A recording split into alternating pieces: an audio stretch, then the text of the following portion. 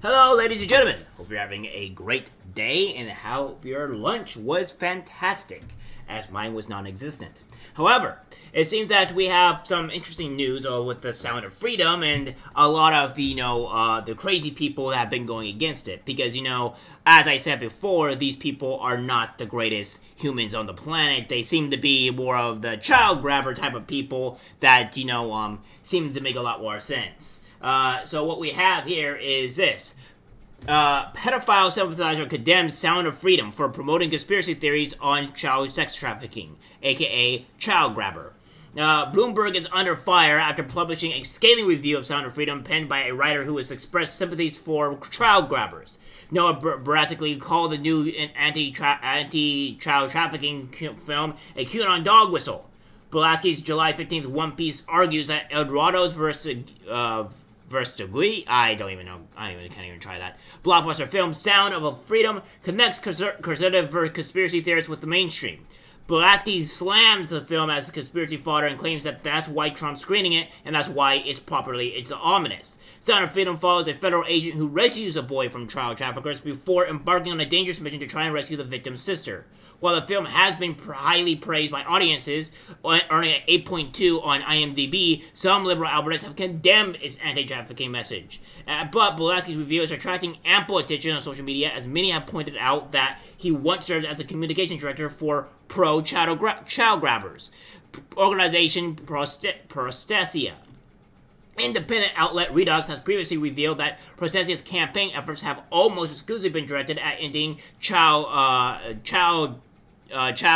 grabber bans and demanding childlike, dolls be kept legal and funding research into fantasy sexual outlets for child grabbers. The organization has also condemned anti-child grabber sentiment as harmful Nazi-like rhetoric, calling for social media platforms to censor those who speak negatively about child grabbers.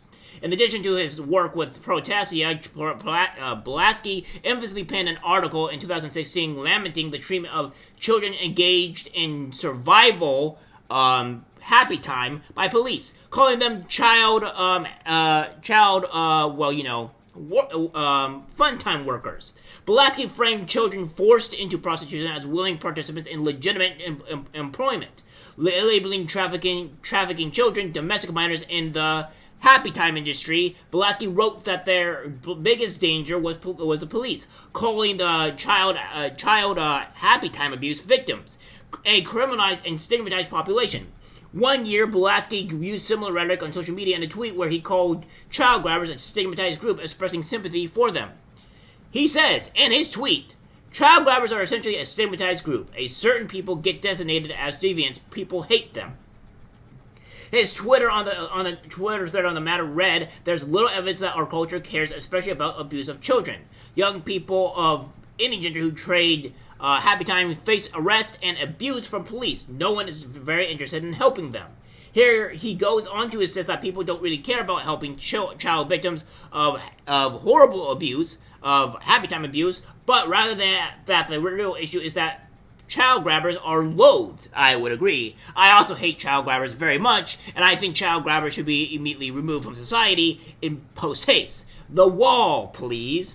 In his review of Sound of Freedom, Berlatsky claims the film's representation of trafficking is misleading. He cites the counter-trafficking data collaborative writing that 67% of the children who are horribly trafficked are 15 to 17 years old rather than young children. He goes on to clarify that he does not believe 15 to 17-year-olds should be considered young children. Right. So, let's even put it into perspective here that 15 and 17-year-olds are not children. All right. Let's just put that in perspective that they're not children, and they're just the ones that are trafficked, right? Obviously, that's still not good. It's still not as good as a 30-year-old being trafficked as there is a child being trafficked. So regardless of whether you say that a 15-year-old or 17-year-olds are trafficked, does not mean it's a good thing or pleasant that a 30-year-old is trafficked. It's just that much more horrifying that they're trafficked because they're children. They're more innocent. They have all their freedoms and abilities, and these horrible things happen to them. Maybe you should go down a lane and see what happens to these people. That'd be great. The biggest thing that I don't like about anime is that for Japan in general, and this is criticization to Japan, is that they censor the more horrible things that the Japanese people write in their manga or their light novels. And that lessens the impact. I think this was a problem in Mushoku Tensei, to where some things were actually censored. And the problem is, it lessens the impact of the whole situation. Here's the thing.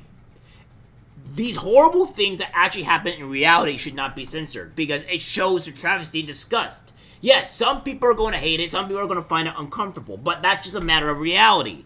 Reality is brutal. Reality is disgusting. Reality is dark. And we have to understand that these things are just not pleasant to be around.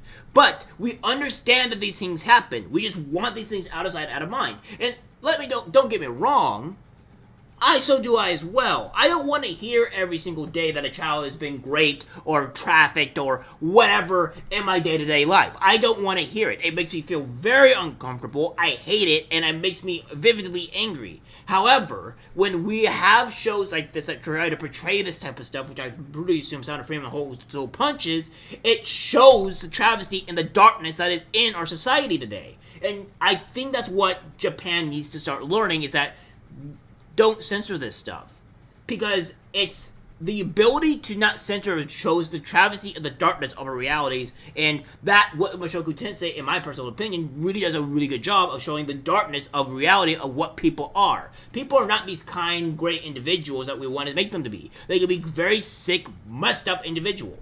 The former Processia director also referred to Miles Clee's review for Rolling Stone, which is labeled Sound of Freedom a superhero movie for dads with brainworms. Right. So, I don't know about you, and I would assume some of you may be fathers or somebody on my channel, or mothers, and I don't know about you guys, but I'm pretty sure if you ever had your child trafficked or anything of this realm happen to your child, I'm pretty sure you guys would be angry. I'm pretty sure that you would want to do horrible things to these people after realizing that your child was trafficked. So, I don't know about you, but I would do the same. The same thing if any of my nieces or what have you were trafficked and I end up finding about it. I don't know if any of my family members want to sit idly by and wait for the man to do this as their daughter or their relative or what have you has been trafficked. It is not a funny thing, it is not a glorious thing, and nobody wants it to happen to anybody. We do know it happens. And the fact that they're going to say it's a super movie for dads with brainworms just shows how much you may actually like children, and more than one, which makes you out to be probably a child grabber. Clee similarly asserts that the film is little more than a delusion that foments a moral panic over this grossly exaggerated epidemic of child trafficking, much of it funneling people into conspiracy rabbit holes and QAnon communities. No, it's not a delusion. This happens all the time. This is reality. Wake up. It is a very disturbing fact that it happens. You just want to push out of your mind, maybe. But I'm assuming you're a child grabber, so you're just really trying to protect those higher up billionaires that are also child grabbers that would love to go after these children in every single way possible because you guys are sick fucks. Despite the scathing reviews from mainstream outlets, Sound of Freedom has performed well at the box office, grossing over $85 million as of July 4th compared to its $14.5 million budget.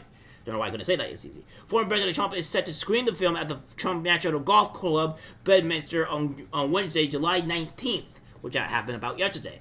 His official website says he will be joined by producer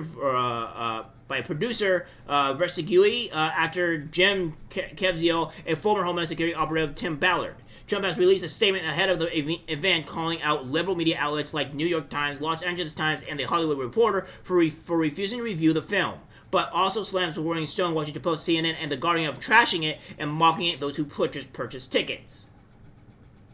Yeah. So, there's that. And we also have this. Great news from Sound of Freedom. The Sound of Freedom estimated to hit 100 million mark.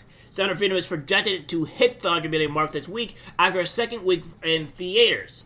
with the audience increasing by more than 37% over the film's first weekend at the box office. The Jim Caviezel-led project, which deals with the horrors of human trafficking, has earned more than $85 million at the domestic box office over a 13-day run through Sunday, according to Box Office Mojo. While the entire summer movie box office lineup is underperforming, our small independent film continues to grow week over week, said Jared Giese, SVP of Global Distribution at Angel Studios. Driven by millions of fans and supporters, Sound of Freedom has become a national and soon international movement for change. There have only been 10 wide release movies in box office history that had a second weekend increase greater than 30% over their opening weekend. Brandon Purdy, head of theatrical distribution for Angel Studios, added, "All of them did it at Christmas. Angel Studios is the only studio to do this in the summer blockbuster season with Sound of Freedom." Sound of Freedom comes from the studio responsible for the popular faith-based television series The Chosen. So, yeah, this film is doing incredibly well, and as it should. And I can't wait to see it. And maybe I'll have the ability to watch it, maybe possibly on Rumble or whatever, but I am going to go see this film. And I want to see this to see what the whole rave is about. I'm not going to go and watch it in theaters because I got a feeling that my theaters is going to do something quite horrible to my actual viewing experience. And God forbid, I'm not going to let that happen to me. So, by all means, guys, I will be coming up with that video moment after this one to show you what's really going on with Sounds of Freedom. Hope you guys had a great day. Like, subscribe, share, and as always, take care.